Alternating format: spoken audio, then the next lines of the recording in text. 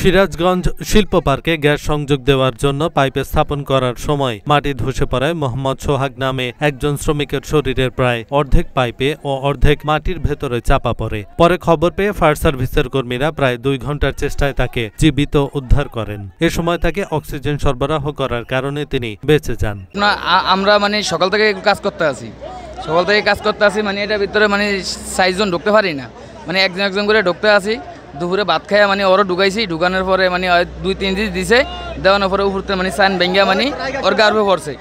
পরে আর মোটামুটি বাইক করে আর কলাটা পাইপের ভিতরে আনছি, আর সবটা বাইরে আছে। সোমবার বিকেল 3:30টার দিকে সদর উপজেলার সয়দাবাদ ইউনিয়নের মোলবাড়ি দুখিয়াবাড়ি এলাকায় এই ঘটনা ঘটে। পরে খবর পেয়ে 4টার দিকে ঘটনাস্থলে পৌঁছে উদ্ধার অভিযান শুরু করে ফায়ার সার্ভিস। সিরাজগঞ্জ ফায়ার সার্ভিসের স্টেশন অফিসার মোহাম্মদ আতাউর রহমান ঢাকা পোস্টকে বলেন, আমরা 4টার দিকে খবর পেয়ে ঘটনাস্থলে আসি। 4টার সময় সংবাদ পাই যে এখানে গ্যাসের লাইন করতেছে, এই গ্যাসের লাইনের পাইপ বসাতে গিয়ে একজন ওই পাইপের মাথা আটকা পড়ছে। পরে আমরা ঘটনাস্থলে এসে এখানে শুনতে পাই যে একজন আটকা পড়ছে, তার বডিটুকুর নিচের টুকু বালির উপর চাপা পড়ছে এবং উপরের টুকু পাইপের ভিতর আছে। পরে আমরা এখানে আসার পরে এক্সকাভেটর দিয়ে এখান থেকে মাটি কেটে পরে তাকে আমরা জীবিত উদ্ধার করছি। আমাদের প্রায় 2 ঘন্টা সময় লাগছে। পরে আমরা তাকে হাসপাতালে প্রেরণ করছি।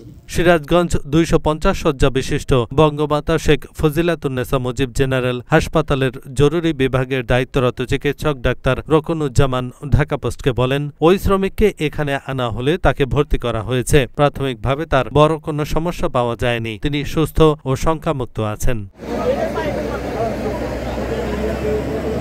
এহসানুল হক, ঢাকা পোস্ট।